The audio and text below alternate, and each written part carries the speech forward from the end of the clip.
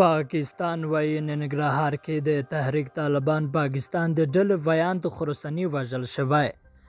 د پاکستان یوه جګپوړي امنیتي چارواکي د دوشنبې په ورځ ویل چې د تحریک طالبان پاکستان ویاند محمد خراساني په افغانستان کې وژل شوی دی. د فرانسې پریس خبري اژانس د راپور له مخې دغه چارواکي خپل نوم نه ښودلو په شرط د اژانس ته ویلي چې نوموړی په ننګرهار ولایت کې وژل شوی دی.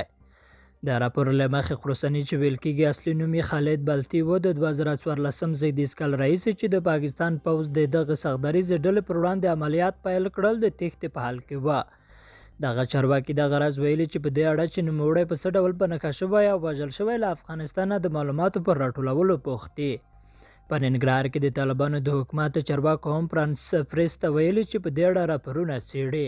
ازادي راډیو په ننګرهار کې د تحریک طالبان د ډلې د ویاند محمد خراساني د وژلو د ادعا په اړه د طالبانو د کورنیو چارو وزارت له مرستیال عقلجن اعظم سره هم اړیکه ټینګه کړه.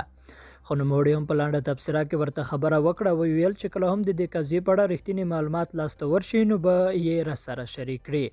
ښاغلي اعظم ویل تر اوسه یې په دې اړه چې دا ډول یوه پیښه د رامنځته شوې وي موثق راپور نه دی ترلاسه کړی. که د خراساني وژل په خپلواکه توګه تایید شي دا به له کله چې د تحریک طالبان پاکستان او د پاکستان د حکومت ترمنځ یو جوړجاړي ته د رسیدو لپاره خبرې بې نتیجې پای ته رسېدلې د دې ډلې تر ټولو جګپوړی چارواکی وي چې وژل کېږي.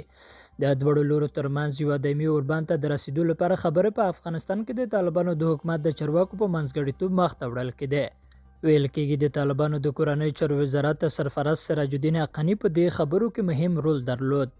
د پاکستان د حکومت او د دې ډلې ترمنځ یو میاشتنی موقت اوربند د تېر کال په نومبر میاشت کې ټینګ شوی و چې خراساني د ډسمبر په 9 د پای ته رسیدو اعلان کړی و. د فرانس پریس په وینا څو اونۍ مخکې هم د پاکستاني طالبانو یو بل مشر چې نوم یې نه دی په ډاګه شوی د افغانستان په ختیځ کې د یوې بې پیلوټ الوتکې له بریده روغ وتلی و.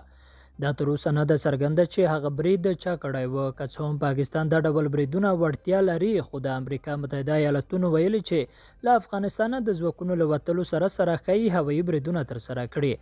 د پاکستان د تحریک طالبانو ډله چې په 2000 میلادي کال کې جوړه شوې په پېښور کې پر یو پوځي ښوونځي د برید په ګډون چې شاوخوا 1.5 کسان پکې ووژل شول د ډېرو خونړیو بریدونو مسؤلیت اخیستی دی.